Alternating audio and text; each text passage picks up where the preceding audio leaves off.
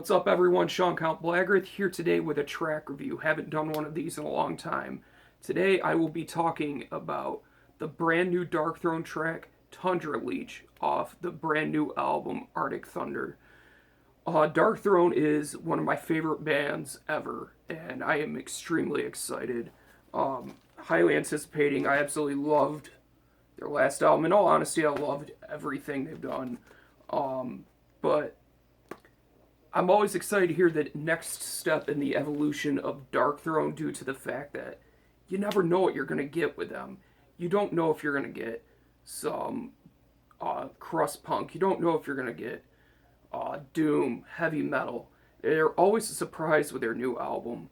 And with this new track, it seems almost like it's a culmination of like everything they've done in their career so far other than the death metal. There's a little bit of death metal tinges here and there in some of the riffs, but for the most part, this really feels like a mix of like classic Hellhammer, um, and a bit of like Cult is Alive era Darkthrone. There's still some of that heavy metal influence being showcased on the final track. I mean, on the final riff on this song. But overall, this is definitely a almost return to form, so to speak, for Darkthrone. Um, Majority of this song does remind me quite a bit of like Sardonic Wrath era Darkthrone. The first riff, actually, the first time I heard it, it reminded me of two specific things. And I've already heard the Fenris commentary, so I don't need the comments on what Fenris says the stuff was inspired by. I already know, but I'm just telling you what I hear. What I hear is a bit of Buried and Forgotten by Hellhammer and a bit of Quintessence, Hordes, and Nebula sort of style with that first riff, which is fucking awesome because Quintessence is my favorite Darkthrone song ever.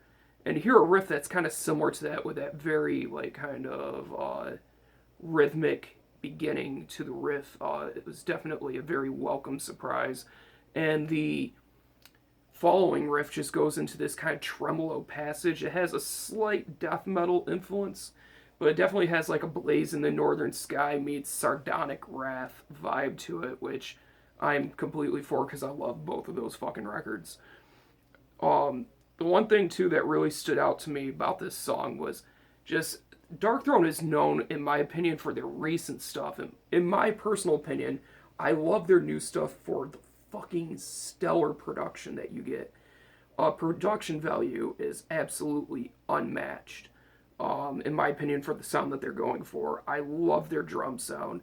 So natural, so full. It's not this clicky, compressed sort of sound that you don't want for this type of music. And once again, Fenris shows that he knows what the fuck he's doing when it comes to his drum sound because it just sounds like you're in the room with Darkthrone, and that's fucking great.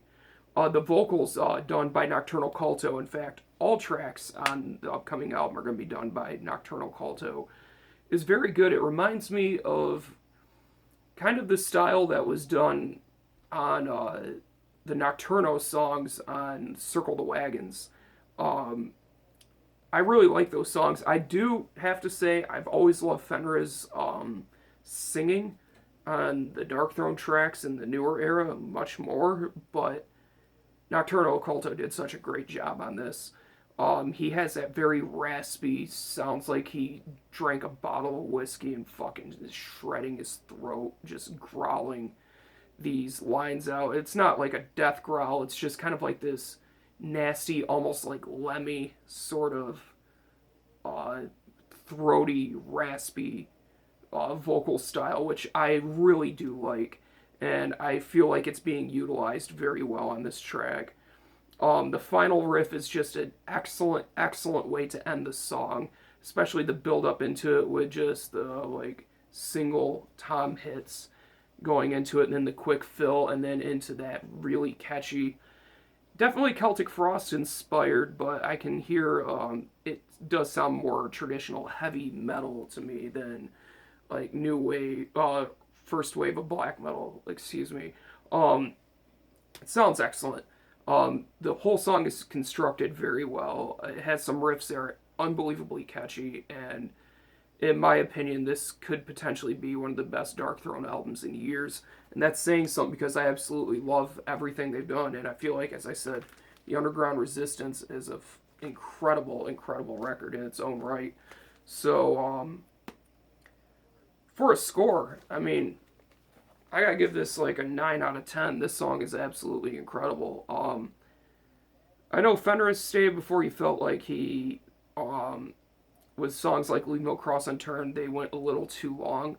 I disagree. I kind of hope for a long track on this album, but for a short 5 minute Darkthrone song, this is just fucking great. I hope there's longer tracks on the album, and I really hope to see more of this sort of blackened vibe come back, which would be incredible.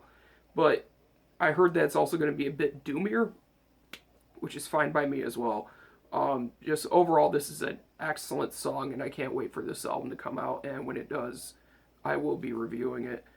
But yeah, as I said, 9 out of 10. That's all I got to say. Thank you guys for watching. Thank you for subscribing, and I'll see you in the next video.